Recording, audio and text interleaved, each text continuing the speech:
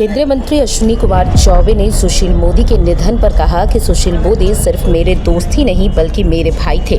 मैंने आज अपना भाई खो दिया है, मैं इसे बयान नहीं कर सकता। सुशील मोदी अपनी विनम्रता और उदार स्वभाव के लिए जाने जाते थे।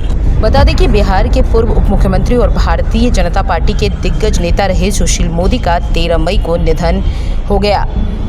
दिल्ली के एम्स में उन्होंने अंतिम सांस ली। सुशील मोदी के निधन पर दुख जताते हुए केंद्रीय मंत्री अश्विनी चौबे रो पड़े। सुशील मोदी से जुड़ी यादें ताज़ा करते हुए अश्विनी चौबे ने कहा कि सुशील मोदी सिर्फ दोस्त ही नहीं बल्कि भाई भी थे, जो डांटने पर भी बिना बुरा माने सलाह देते थे।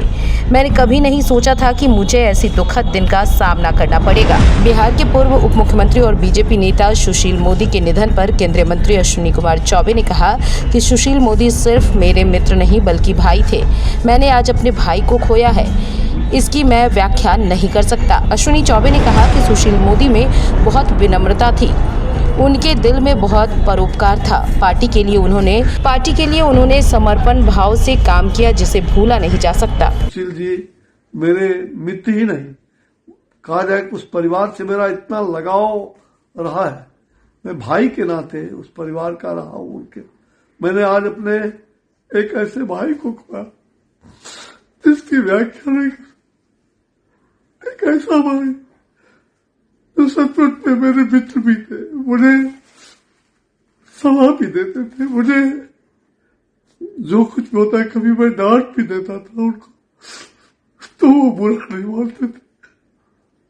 कभी मैं ये सोच भी नहीं सकता था कि ये बुरा दिन मुझे देखना पड़ेगा। सुशील जी सचमुच बहुत ही ऐसे विनम्र व्यक्ति, बराबर नम्रता कुट कर बनी थी।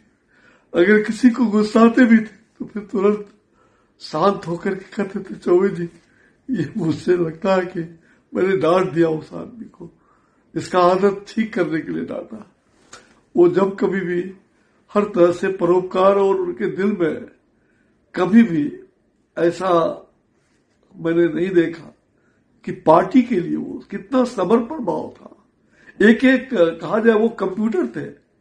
मुझे याद है राजेंद्र नगर में जब वो कंप्यूटर का ट्रेनिंग का वो उन्होंने संस्थान खोला हमारे एक निजी संबंधी के घर, और उस समय से मैंने देखा है कि वो कंप्यूटर की तरह सीखा भी उन्होंने, और कंप्यूटर की तरह वो पहले से भी थे, और आज तो एक एक डाटा उनको याद रहता था।